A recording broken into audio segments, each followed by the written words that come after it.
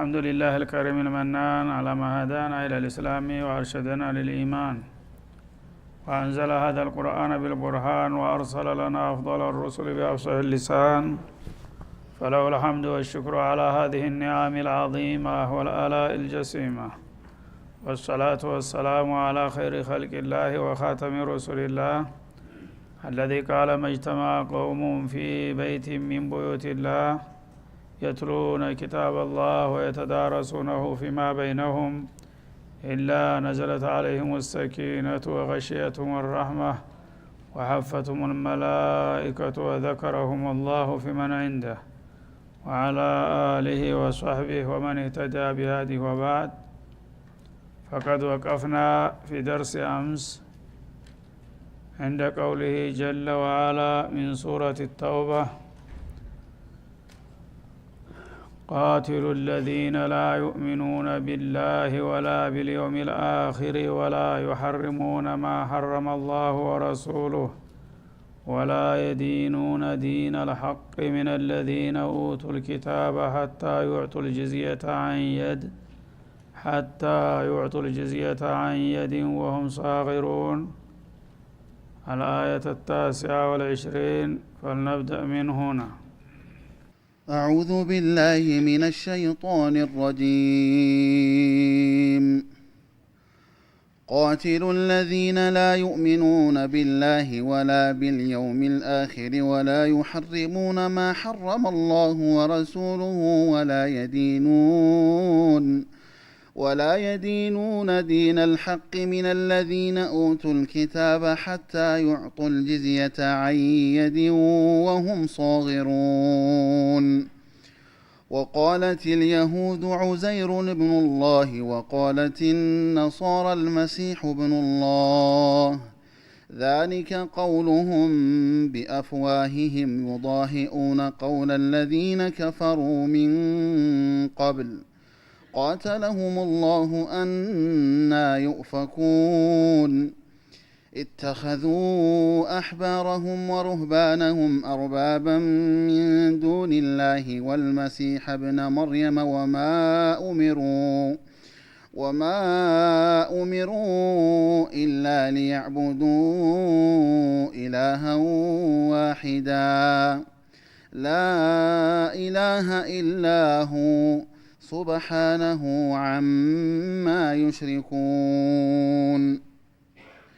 يريدون أن يطفئوا نور الله بأفواههم ويأبى الله إلا أن يتم نوره ولو كره الكافرون.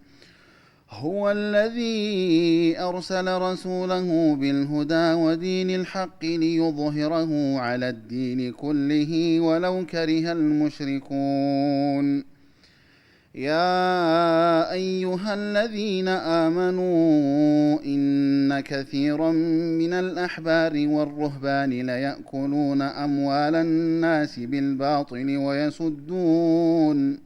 ويصدون عن سبيل الله والذين يكنزون الذهب والفضة ولا ينفقونها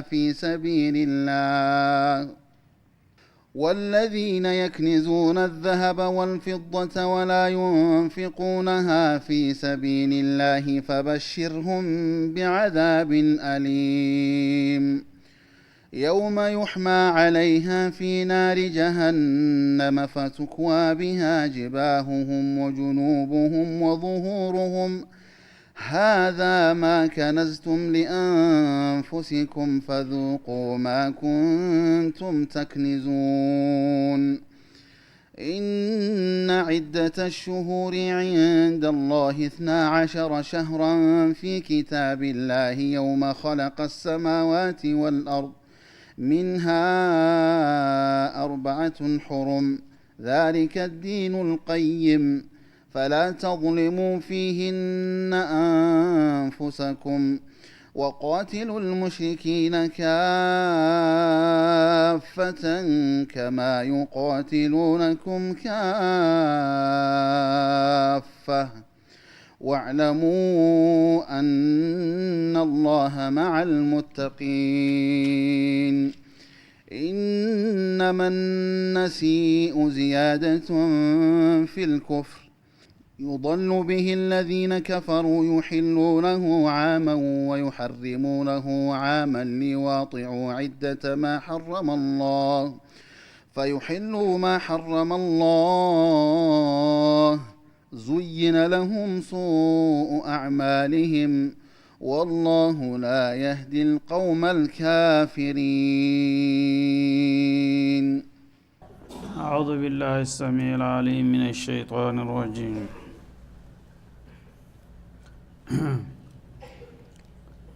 يوجه الله سبحانه وتعالى عباده المؤمنين إلى القيام بنصرة دينه القويم. ባለፉት አያቶች እንግዲህ እንደ መንደርደሪያ የመጣው ሙእሚኖች መጀመሪያ በጣም ጥቂቶችና ደካማዎች ሆነው እንደተነሱ ጥላቶቻቸው በቀላሉ ለማፈንና ለማዳፈን ሲረባረቡባቸው መጀመሪያ ሰላማዊ አካሄድን ለብዙ ጊዜ እንዲቀጥሉ ሲከመክምና ሲያዛቸው ቆየ። ለ13 አመታት ያህል በመካ ከተማ አንድም ነገር ጥጥር ሳይወረውሩ ሰውን ቀጥ ብለው ሳይናገሩ ሰላማዊ ዳዕዋቸውን ብቻ ነበረ ሲያደርጉ የቆዩት ማለት ነው። ሰዎች ግን ለምንድነው የተለመደውን እምነትና ወግትታችሁ አዲስ ፍልስፍና ያመጣችሁት በሚል ፈሊጥ መቆሚያ መቀመጫ አሳጧቸው። ጥሩ ነው እንግዲህ አገሩን ለቀንላችሁ እንሄዳለን ብለው ወኩሎቹ ወደ ሀበሻ ሌሎቹ ወደ መዲና ሲሄዱ አሁንም አንለቃችሁም ብለው ተከታትለው ችግር ሲፈጥሩባቸው አላህ Subhanahu Wa Ta'ala ከላያቸው ላይ እንዲከላከሉ ፍቃድ ሰጠ። በሱረቱል ሐጅ ላይ ግልጽ የሆነ ፍቃድና ድጋፍም ሰጣቸው። ኡዚነ ሊለዚነ يقاتلون بأنهم ظلموا وإن الله على نصرهم لقدير። እነዚህ ጉፋን የተጨቆኑ እንግዲህ በሄዱበት ቢሄዱ ጥላት እየተከታተለ መቆሚያ መቀመጫ ያሳጣቸው ተበዳዮች በመሆናቸው ካሁን በኋላ ከላያቸው ላይ ለመከላከል ተጋርሎ ተፈቀደላቸው ይላል አላህ Subhanahu Wa Ta'ala። ይሄ የመጀመሪያው አያት ነው ፍቃድ የሰጠው። 70 የሚሆኑ አያቶች እስቢሩ ወሳቢሩ በሚል መልክ ታገሱ፣ ዝምላችሁ ሶላታችሁን ስገዱ፣ የግል ጸሎታችሁን ትንበሉ እንጂ ሌላ ነገር እንዳታረጉ ሲል ከቆየ በኋላ በመጨረሻ ፍቃድ ሰጠኋችሁ እና ፍቃዱን እስተመንሰየው እስተምክንያቱ ነው ያስቀመጠው። ኡዚነ ሊለዚነ يقاتلون بأنهم ظلموا لولا أنهم ظلموا لما أذن لهم القتال። ተበድለዋል። እንግዲህ በምድር ላይ የተፈጠረ ሰው መቼም ምድር ለቆ ሊሄድ አይችልም። በሄዱበት የሄዱ የሚያሳድዷቸውና የሚያሰቃዩቸው እስከሆነ ድረስ ካሁን በኋላ ከላያቸው ላይ መከላከል ትችላላችሁ የሚል ፍቃድ ተሰጣቸው። ያ ፍቃድ ሲሰጣቸው ደግሞ ባዶ ፍቃድም በቂ ስላልሆነ እነሱ ቁጥራቸውም ዚግባ የሚባል ዝግጅትም ትጥቅም ስንቅም አልነበራቸውምና ወኢነ አላህ አላ ነስሪሂም ለቀዲር የሚል ማበረታቻ ሰጣቸው ማለት ነው። ፈቅጃለሁኝ ባለች አቅማችሁ ስትሞክሩ እኔ ደግሞ እናንተ ደካማ ብትሆኑ ለመርዳት እኔ ብቁ ነኝና ረዳችኋለሁኝ ጀምሩት አላቸው ማለት ነው። እንግዲህ መርሐላ በመርሐላ ነው። መጀመሪያ ክልክል ነው በሃይማኖት ትግል መጀመሩ ማለት ነው። ተብዙ ጊዜ በኋላ ግን ሰዎቹ ሌላ አማራጭ በማሳጣታቸው ተፈቀደላችሁ ተከላከሉ ተባሉ። ተመከላከል አላለፈም ነበር የመጀመሪያው ፍቃድ ማለት ነው። ከዚያ በኋላ በተሰጣቸው ፍቃድ ተነሱና ተንቀሳቀሱ ጀመሩ። አላህም ቃል እንደገባ እየደገፋቸው መጣ እየተሳካላቸው ማለት ነው። ያነ ጥላት ደግሞ ያለ የሌለ ኃይሉን የበለጠ አስተባበረ። ለምን እነዚህ ሰዎች ከዋሉ ታደሩ ይጎለብታሉ ይጠነክራሉ በሚል ስጋት በየአካባቢ ያሉትን ዘላኖች ገጠሪዎችን ሳይቀሩ እንዲህ አይነት ማአት መጣብን እርዱን ድረሱልን እያሉ በማስተባበር ባለ በለላ ኃይላቸው ሁሉ ሊጨፈልቋቸው ተንቀሳቀሱ ማለት ነው። ያኔ ደግሞ አላህ Subhanahu Wa Ta'ala ድጋፉን ጨመረ የበለጠ ማለት ነው። እና በሂደት ሁኔታው እየተጋጋመ ሲመጣ ተመመከት ወደ ማጥቃት እንዲሻገሩ ደግሞ ፈቀደ ማለት ነው። ከዚያም የመፍቀድ ብቻ ሳይሆን ከዛ ወደ ኋላ መቅረት ራሱ ሐራም ነው። ግዴታ ነው ወደሚል ደረጃ ተሻገረ ማለት እንዲህ እያለ ነው ያደገው። ስለዚህ አዳውል ኢስላም ይሄ ታሪክ ጉልጭ ብሎ የተቀመጠ ሆኖ እያለ ኢስላም ግን ራሱን በሰዎች ላይ በግድ ለመጫን ነው የመጣው የአሸባሪዎች ሃይማኖት ነው ይለዋል። እንግዲህ በተገላቢጦሽ ማለት ነው። አሸባሪዎች ይሄን ነገር ያመጡት ራሳቸው ናቸው ገና ከመነሻ ከታሪኩ ጀምሮ። ከመጣ በኋላ ግን ለምን እንደተለመደው ዝም ብለው አንገታቸውን ደፍተው አልተቀጠቀጡም እስከሚጠፉ ድረስ በሚል መመከትን እንደሸባሪነት፣ የመጀመሪያዎቹ ግን ተንኳሾቹና ችግር ፈጣሪዎቹ ሰላማዊ እየተባሉ ይወደሳሉ ማለት ነው። አላህ ግን ሱብሓነሁ ወተዓላ ይህን ደባ ማንኛውም ትውልድ እንዲያውቀው ሰጀለው በቁርአን። ማን እንደጀመረ ለምን እንደተጀመረ ተጀምሮ ደግሞ ከምን ወደ ምን እርከን በእርከን እንዴት እንደተሸጋገረ በሚገባ ያስቀምጠዋል በየቦታው ማለት ነው። የሚያሳዝነው ግን ሙስሊም ተብዬዎች ይህን ቁልጭ ያለ ታሪካቸውን ለህዝቦች ማስረዳትና ማሳመን አለመቻላቸው ነው። ጥላቶቻቸው የሚነግሯቸውን አሉቧልታ ነው አሁን አፋቸውን ከፍተው የሚያዳምጡት። ባለቤቶቹ ለምን ነው ይሄ ነገር እንደዚህ የሆነው ብለው እኛ እኮ አሸባሪዎች ሳንሆን እንዳውም አሸባሪዎች የነበሩት ሌሎቹ ናቸው፣ እኛማ በሰላም ይሄን ያህል አመታት ስንወገር ቆይተን ነበር በማለት ፈንታ ሁሉም ያው ዲኑን ስለማያቅ እነሱ የሚያቀርቡላቸውን ውሸት ተቀብለው እንዳውም ማምነው ተባባሪ እስከመሆን ሄዱ ማለት ነው። ስለዚህ አላህ Subhanahu Wa Ta'ala ሁኔታዎችን እንግዲህ ደረጃ በደረጃ እንዳስፈላጊነቱ መጀመሪያ ትዕግስት፣ ከዛ ቀጥሎ መከላከል፣ ቀጥሎም ደግሞ መመከትና ወደ ማጥቃት መሸጋገር እንዳለባቸው እንዴት እንደሄደ ሂደቱን ያሳየናል ማለት ነው። ቃቲሉ الذين لا يؤمنون بالله واليوم الآخر በአላህና በመጨረሻው ቀን የማያምኑ የሆኑ አረመኔዎችን ተጋደሏቸው። እነሱ ለሰይጣን አላማ እንደዚህ ልባቸውን ነፍተው የሚንቀሳቀሱ ከሆነ እናንተ ለቅዱስ አላማችሁ ለምንድነው የማትጋደሏቸው? ታውን በኋላማ እነዚህን ሰዎች በመጡበት መመለስ መቻል አለባቸው አለ። ለምን ግፈኞች ናቸው። በእናንተ ላይ ብቻ ሳይሆን ግፍ የሚፈጽሙት በእኔም ጭምር ነው ማለቱ ነው። ላ ዩእሚኑነ ቢላህ ኻሊቃቸው ራዚቃቸው አላህ ነው። ስለዚህ አላህ እየፈጠራቸው እየመገባቸው እያኖራቸው ሁሉን ነገር እያደረገላቸው በሱ ማመን አንቀበልም አሻፈረናሉ ማለት ነው። በጌታ ላይ እንግዲህ ያመፀት ጋበኛ ምንድነው የሚገባው ማለት ነው። ካሁን በኋላ በመጨረሻ ቀን የማያምኑት ከሞቱ በኋላ ተነስተው በሚሰሩ ስራ እንደሚጠየቁና እንደሚመነዱ የማያምኑ ማን ይحيي العظام وهي رميم እያሉ የሚከራከሩ ጉደኞች ናቸውና እነዚህን ሰዎች እስከዛሬ ታግሰናቸዋል። ካሁን በኋላ እምቢ ካሉ በመረጡት መንገድ ልታስተናግዷቸው ይገባል አለ ለወዳጆቹ ማለት ነው። ወላ يحرمون ما حرم الله ورسوله አላህና መልእክተኛው እርም አድርጎ የከለከለውን ነገር የማይከለከሉ እንግዲህ ተትቢታቸው ብዛት የተነሳ አላህ ሐራም ያደረገውን ነገር እነሱ እንደ ሐላል ያረጋሉ፣ ሐላል ያደረገውን ደግሞ ሐራም ያረጋሉ። በተገላቢጦሽ አላህን እየተጋፉ ነው ማለት ነው። ተሽሪዕ ማድረግ በዚህ ምድር ላይ ማንኛውንም ስርዓት መዘርጋት የሚገባው ስልጣኑ የሱ ነው። በዘረጋው ምድር ላይ በገዛ ግዛቱ ላይ የፈለገውን ይከለክላል፣ የፈለገውን ይፈቅዳል። ይሄንን አንተ አይገባህም፣ እኛ ደስ ያለንን እንፈቅዳለን፣ እኛ ደግሞ የፈለግነውን እንከለክላለን ብለው በአላህ ስልጣን ጣልቃ የሚገቡ ባለጌዎች ናቸው ማለቱ ነው። እንዲህ አይነቶቹም ባለጌዎች አደብ ሊገዙ ይገባቸዋልና ካሁን በኋላ ፈቅጃለሁ፣ ረዳቸዋለሁ፣ ተጋደሏቸው ባገኛችሁበት ቦታ ሁሉ ይላል ማለት ነው። ወላ የዲኑነ ዲን الحق من الذين اوتوا ወላ የዲኑነ ዲን الحق እውነተኛ እና ተጨባጭ የሆነውን ሃይማኖትም እንደ ሃይማኖት የማይቀበሉና የማይከተሉ እስከሆኑ ድረስ እነዚህ ናቸው እንዳውም በምድር ላይ ህገ ወጥ ሊባሉ የሚገባቸውና እነዚህን ካሁን በኋላ ባላቅማችሁ ሁሉ ልትታገሏቸው ይገባል ይላል።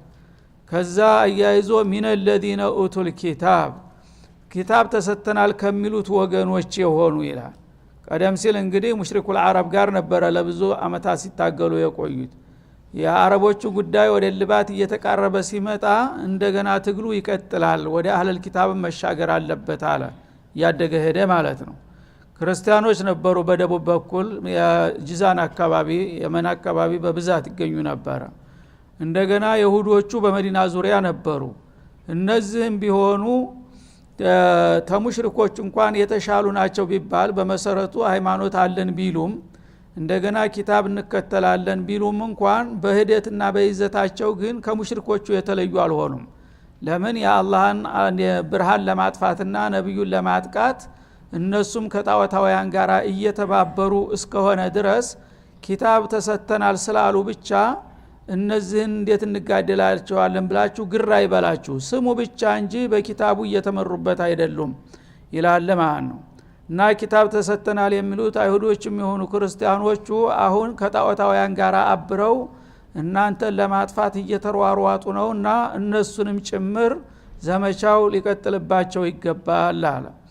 ሐታ ይወጡል ጅዝየተ አየዲን እና የዘመቻ የሚቀጥለው እስከመቼ ድረስ ነው? ግብር እስከሚያስገቡ ድረስ መሸነፋቸውን አውቀው ለእናንተ እስከሚገብሩ ድረስ የኃይል ሚዛኑ ተገልብጦ ገጁ ተገጁ ገዥ እስከሚሆን ድረስ ይቀጥላል። ካሁን በኋላ እንደዚህ ዝም ብሎ የሚተው ነገር አይሆንም አለ አላህ Subhanahu Wa Ta'ala። እና ጂዝያ ማለት አንድ ሰው ያው በተቃራኒ ሃይማኖት ላይ ያሉ ሰዎች ይታገላሉ፣ አንዱ አሸናፊ ሌላው ተሸናፊ ሆኖ በሚወጣ ጊዜ ተሸናፊነቱን ለማረጋገጥ ገብሬ እኖራለሁኝ ብሎ ይደራደራል ማለት ነው። ያን ገብረው ለመኖር የሚስማሙበት ደረጃ ላይ እስከሚደርሱ ድረስ ጥጋባቸውን አምሹሽላቸው ማለቱ ነው። አንየዲን ደግሞ ግብሩን መስጠት ያለባቸው በቀጥታ ራሳቸው በእጃቸው ነው። ባሽከር በተላላኪ ቢልክ እንኳን እንዳትቀበሉት። እስከዛሬ ጠግበው ተኩራርተው እናንተን በንቄታይን የሚያው የነበሩት የእናንተን ገዥነት ተቀብለው ራሳቸው መተው እጅ ነስተው እስከሚገብሩ ድረስ ቀጥሉባቸው ዘመቻውን አለ ማለት ነው። ወሁም ሷጊሩና ማለት ወሁም ኻዲዑና ሊሱልጣን الاسلام ለእስላም ስልጣን ተንበርከው ገባሪ መሆናቸውን እስከሚያረጋግጡ ድረስ ካሁን በኋላ ልትተዋቸው አይገባም በማለት የመጨረሻውን ትእዛዝ ሰጠ ማለት ነው። እና ሰዎች ብዙ ጊዜ እንግዲህ በአሉባልታና በይሉንታ ነው የሚጠቁት። እነዚህ ሰዎች አይሁዶችና ነሷራዎች በተለይ በጀዚረቱል አረብ በከፍተኛ ክብር ይታዩ ነበረ። ምክንያቱም ብዙዎቹ ህዝቦች ነዋሪዎቹ የኸሊጅ ህዝቦች ጣዖታውያን ናቸው። እነዚህ ጣዖታውያን የበታችነት ይሰማቸው ነበረ ከአህለል ኪታብ አንጻር። እና አህለል ኪታቦች ተጥንት ጀምረው ያው የአላህን ኪታብ የተሰጡ ናቸው፣ ብዙ ነብያት ተከትለዋል እያሉ አክብሮት ይሰጧቸው ነበር፣ እምነቱን እንኳን ባይቀበሉ ማለት ነው። ስለዚህ እኛ ትናንትና ከጣዖት ተነስተን እነዚህ ሰዎች ከሃዲዎች ናቸው ብለን እንዴት እንደገና እነሱ ላይ እንዘምታለን የሚል ነገር እንዳይሰማቸው የስነ ልቦና የበታችነት የሞራል በታችነት ነበረባቸውና ያንን ለመገልበጥ እነዚህ ሰዎች እኮ ስማቸው ብቻ ነው እንጂ የቀረው ከናንተ በታች እንዳውም ዘቅተዋል ከጣዖታውያን በታች። ጣዖታውያን መሪና አስተማሪ ስለሌላቸው ነው በሽርክ ተዘፍቀው የቆዩት። እነዚህ ግን አላህ የሰጣቸውን የክብር ዕቃ አርክሰውታል። ተውራትን እንጂልን ተቀብለያለሁ ብሎ አንግቦት ይዞራል። ከመተል الحمار يحمل اسفارا እንዳለው በላው ቦታ ግን የሚሰራው ዲደ ተውራት ዲደ እንጂል ነው ማለቱ ነው።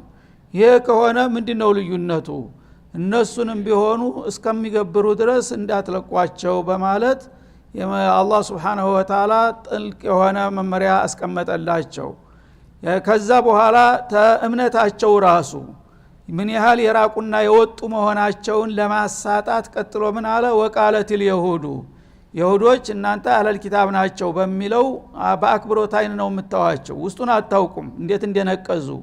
ምን ብለዋል የሁዶቹ? አለ ዑዘይር ኢብኑላህ፣ ዑዘይር ኢብኑላህ ነው የሚሉ ሰዎች ናቸው እኮ። ተውራትንም ያህል ኪታብ ተሸክመው፣ ተውራት መንበዑ ተውሂድ ነው፣ የተውሂድ የተሞላበት ነው፣ ልክ እንደ ቁርአን ማለት ነው። ግን ያን ሁሉ የአላህን አያት ትተው እነሱ ግን እዚህ ግባ በማይባል ምክንያት በሹብሃ ተነስተው ዑዘይር ኢብኑላህ የሚሉ ጉደኞች እኮ ናቸው። እነዚህ ታዲያ ምናቸው ላይ ነው አህለል ኪታብ የሆኑት ይላል ማለት ነው። ዑዘይር የሚባሉ ሰውዬ ያው ታውን ቀደም በአልበቀራ ላይ አልፏል ቂሷው። እንግዲህ እነዚህ አይሁዶች ሃይማኖታቸው እየተንሸራተቱና እየተወሳለቱ ሲመጡ ወደ ፊስቅ ሲገቡ አላህ Subhanahu Wa Ta'ala ተቀየመና ኪታብ በመሐከል የነበሩትን እየተከታተሉ የሚመጡ ነብያትን አቋረጠባቸው። ነብያት መላክን ለተወሰነ ጊዜ አቆመ ማለት ነው። ያኔ ጭራሹን ወደ ፊስቅ ገቡ ተጠቃለው። እና የሃይማኖት መሪ የሚባሉት ሁሉ አታላዎች አጭበርባሪዎች ሆኑ ለሆዳቸውና ለኑሯቸው ካልሆነ በስተቀር ለሃይማኖቱ ምንም ደንታ አልነበራቸውም ከዛ በብልግና ጭምልቅልቅ በሚሉበት ጊዜ አላህ Subhanahu Wa Ta'ala የጎረቤት ሀገር ወራሪዎችን ላከባቸው እና ኢራቅ አካባቢ ተነሳና ቡክተን ነስር የሚባል በጣም ከባድ አምባገነን ነበረ ጌታ ነኝ ለማለት የሚቃጣው እንደ ፊራውን እሱ ተነሳና የግዛቴን ማስፋፋት አለብኝ ብሎ ሲዲያከሙ ሲያያቸው በቀጥታ ወረራቸው ማን የቤተል መቅዲስ ፍልስጤምን በሙሉ በቁጥጥሩ ስር አደረገ እስከ ኡርዱን ድረስ ማለት ነው ያነ ደግመው እንዳይነሱ አደገኛ መሆናቸውን ስለሚያውቅ እስራኤላውያን እና አይመቱ ምት ነው የመታቸው ማለት ነው የሚችለውን ሁሉ ፈጃቸው ጨፈጨፋቸው የተረፉትን ደግሞ ከሀገራቸው ላይ መነቀል አለባቸው አለና ጠራርጎ ይዞ ሄዶ እስር ቤት ጨመራቸው ሴቶቻቸውን ህፃኖቻቸውን ምርኮኛ አድርጎ ለያንዳንዱ ታጋይ አገልጋይ አድርጎ መደበ አገሪቱ ምድር በዳ ሆነች ፍልስጤም ጭራሹን ማለት ነው በዚህ መልክ እንግዲህ የማያዳግም የሆነ አደገኛ ምት መታቸውና እዛ አካባቢ አንድ እስራኤላውያን ዝር በማይልበት ምድር በዳ ሆኖ ጫካ ለብሶ ሀገራቸው ኖረ ለተወሰነ ጊዜ ማለት ነው ከዛ በኋላ ዑዘይር የተባለው ህፃን ልጅ ነው ገና ለጋለ እድሜ ላይ ያለ ከተማረኩት አንዱ ነው ተማርኮ እዛው ጥላት ሀገር እሱ ያው ምስራቅ አውሮፓ ጋራ የተያዘ ነው ግዛቱ በጣም ሰፊ ነበረ ሻም አካባቢን ሁሉ የሚገዛው ይሄው ቡክተን ነስር ነው ኢራቅን ሻምን እስከ ምስራቅ አውሮፓ ድረስ ይሄዳል እዛ እንግዲህ ወስዶ ሲቀጠቅጣቸው ተኖረ በኋላ የወትሮ ሰዎች እድሜያቸውም ረጃጅም ነው ይሄ በህፃንነት ተማርኮ የነበረ ልጅ በመጨረሻ እድሜው አካባቢ ተስር ቤት አምልጦ እድል አገኘና የሚያመልጥበት ተዛ አምልጦ በዲያበሳ አገሬ እያለ ወደ አገሩ መጣ እዛ አገሩ አካባቢ ሲመጣ የሉም ትንሽ አንዳንድ በዲያ ውስጥ ትንሽ ፍየል በግሚነዱ ምንም የማያውቁት እንስሳ የማይሻሉ የተወሰኑ ሰዎች ብቻ አገኘ ማለት ነው ያነ እንደ እሱ መጥቶ ያ አገር ምድር በዳ ሆኖ ሲያው ግራ ገባው ምን እንደሚያደርግ እሱ እንግዲህ ትንሽ የተረፈ አገር አለኝ ህዝብ አለኝ መስሎት ነበር ሊቀላቀል የመጣው ሲመጣ ግን እዚህ ግባ የሚባል ነገር አይደለም ማለት ነው እነዛን ያገኛቸውን ትንሽ ሰዎች አሰባሰበና እኔ ወገናችሁ ነኝ ብሎ አስተዋወቀ እንዴት በሚል ጊዜ ተመቶ አመት በኋላ በዛ አካባቢ የነበሩ ወገኖቻችን በጎረቤት ሀገር ተወረው በቡክተን ነስር ዘመቻ ጠፍተዋል አይደለም አላቸው አዎ የዛ ጊዜ በምርኮኛ ከተወሰዱት ህፃናት አንዱ እኔ ነኝ አላሁን ያው የመቶ አመት አካባቢ እድሜ ላይ ደርሷል ይባላል ያ ጊዜ እንዳጋጣሚ ከዛ ያንን ታሪክ በደንብ የሚያውቁ የአካባቢ ሰዎች አወቁት ዘመዶቹን ወላጆቹን ወንድሞቹን ሲጠራላቸው የገሌ ልጅ ነኝ የገሌ ወንድም ነኝ አለና ተዋወቁ ያነ ይሄ ልጅ የዲን ሰዎች ነበሩ የሱ ቤተሰቦች በጣም የታወቁ የዲን መሪዎች ነበሩ እስኪ እንግዲህ እነዛ የተባረኩ የዲን መሪዎቻችን ዘር ከሆንክ መቼም አንተ ተውራትም ደብዛው ጠፍቶብናልና ተውራት እንዲያው የተወሰነች ነገር እንኳን ያፈስካታለች ብታስማን ብለው ጠየቁት እሱ ደግሞ በአጋጣሚ እዛ እስር ቤት ያን ተውራትን በደንብ ሐፍዞ ነበረ ማለት ነው መጀመሪያም ያው በህፍዝ ላይ ነበረ ያን ህፍዙን አጠናክሮ ሌላ ስራ ስለሌለው በሚገባ ተውራትን ሸምድዶ አውቆታል አሁን ተውራትን ቀራላቸዋል እነዚህ በደውዮችን ሰብስቦ ማለት ነው ተውራትን ሲቀራላቸው ሁሉም ይተላቀሱ ዘሩ ጠፍቷል ተውራት የሚባል ነገር ጽሁፉንም ሰብስቦ አቃጥሎታል ዕውቀት አላቸው የተባሉትም ወይ ታርደዋል ወይ ተማርከው ሄደዋል ማለት ነው በዛ ሁኔታ ላይ እንግዲህ ይሄን ተውራት ሲያነብላቸው ስሜታቸው ተነካና ከሚገባው በላይ አደነቁት ይሄን ሰው ማለት ነው እና 100 አመት ሙሉ በእስር ቤት ኑሮ በባዕድ ሀገር እንኳን ሰው ተውራትን የሚያህል ኪታብ ቀርቶ የራሱ ቋንቋ ይጠፋበታል 100 አመት ባዕድ ሀገር ሲኖር አየር ምን ለለበት ቦታ ብርሞዳ ውስጥ ነው ያስረው ያኖራቸው ይሄንን ሁሉ እንግዲህ አላህ Subhanahu Wa Ta'ala ተውራትን ይሄን ሁሉ ዘመን ሳይጠፋበት እንደዚህ የሚያቀማ ከሆነ ይሄ ልጅ ልዩ አላህ በረካ የሰጠው ነው አሉና እንዳውም በማጋነን ያ አላህ ልጅ ነው እንጂ በሱ ምስል ሆኖ አሉ ተውራት ከባድ ኪታብ ነው ማንም ሰው በቀላሉ አይሐፍዘውም ነበር ወትሮም በጣም በጣት የሚቆጠሩ ሰዎች ናቸው በቃል የሚያውቁት አሁን ይሄ ግን ተመቶ አመት በኋላ በሚገባ ቁልጭ አድርጎ ኢምላ አረገላቸው እንደውም እሱ ያነበበ ጻፏላቸው እንደ አዲስ ተጽፎ ሙሉ መጽሐፍ ወጣ እንዳለ ያንን በሚያው ጊዜ ሰዎች በማድነቅ የአላህ ልጅ ነው የሚል ማዕረግ ስም ሰጡት ማለት ነው። ዘሩን ያውቃሉ የነማን ዘር እንደሆነ ግን በማጋነን ጉሉጉን እንግዲህ መጥፎ ነውና የአላህ ልጅ ነው የሚል ስም ሲሰጡት ወደ ኋላ የሚመጣው ትውልድ ደግሞ ተነጭራሹ በቀጥታ ከአላህ አብራክ እንደወጣ አድርጎ ወሰደው ማለት ነው። የዛ ጊዜ ዑዘይር ኢብኑላህ ተብሎ ተሰየመ። ይሄ ምንድነው? ተውራት እሱ ራሱ ያስተማራቸው ተውራት አላህ ለሚወልድ ወለሚውለድ ነው የሚለው። እንደገና እሱ ራሱ የጌታ ልጅ ነው ተብሎ ሲታወጅ ግን ይሄ የተጋጨ ነገር ነው ማለት ነው። ስለዚህ ዑለማ ተውራት እንዴት አድርጎ የአላህ ልጅ ይባላል ብለው መቃወም ሲገባቸው ይሄንን ባጢል ዝም ብለው ተቀብለው ለትውልድ አሸጋገሩት ማለት ነው። ወቃለት النصارى المسيح ابن الله እንደገና ወደ ክርስቲያኖቹም ሲመጣ በተመሳሳይ መልኩ እነሱ ደግሞ ዒሳ አልመሲህ የአላህ ልጅ ነው የሚል ውጥንቅጥ ውስጥ ገቡ ይላል። ሁለቱም እንግዲህ በእነዚህ በሁለት አባባላቸው በቀጥታ ከተውራትና ተእንጅል አስተምሮ አፈነገጡ ማለት ነው። ኪታቦቹ ጌታ አይወልድም አይወለድም ነው የሚሉት እንጂ ፈጣሪና ፍጡር ተተፈጣሪነት አልፈው ፍጡር የጌታ ልጅ ሊሆኑ የሚችሉበት ምክንያት እንደሌለ እየታወቀ እነሱ ግን አጋነው እነዚህኞቹ ዑዘይር ኢብኑላህ ሲሉ እነዛኞቹ ደግሞ ተማናንሽ ብለው አልመሲሁ ኢብኑላህ ብለው ሽርክ ውስጥ ተዘፍቀዋል ሁላቸውም። እንደዚህ ስለሆኑ ነው እነሱንም ተሌላው ሙሽሪክ አትለዩአቸው ያልኳችሁ ብሎ ምክንያቱን ይገልጣል ማለት ነው። የዒሳ ያው የታወቀ ነው። አላህ Subhanahu Wa Ta'ala በተአምሩ ድንግሏ መርየም ማንም ሳይነካት በጅብሪል አማካይነት የጌታን መልእክት ሲያደርስላት በቀጥታ ያው ጸንሳ ነው የወለደችው ማለት ነው። ስለዚህ የተአምር የሆነ ክስተት ስለሆነባቸው እሷ በዝሞት እንደወለደች ነው ይሁዶቹ የሚናገሩት። ግን ክርስቲያኖቹ እሷ እንዳላገባችና ማንም እንዳልደፈራት ያውቁ ስለነበረ የወለደችው በጌታ ተአምር ነው ከሚለው ተነስተው እንደገና ያጋነኑ ሄዱና ጌታ ያው ከሷ ወለደ ብለው አረፉ ማለት ነው። ይሄ ደግሞ ሌላ ስተት ተደገመ።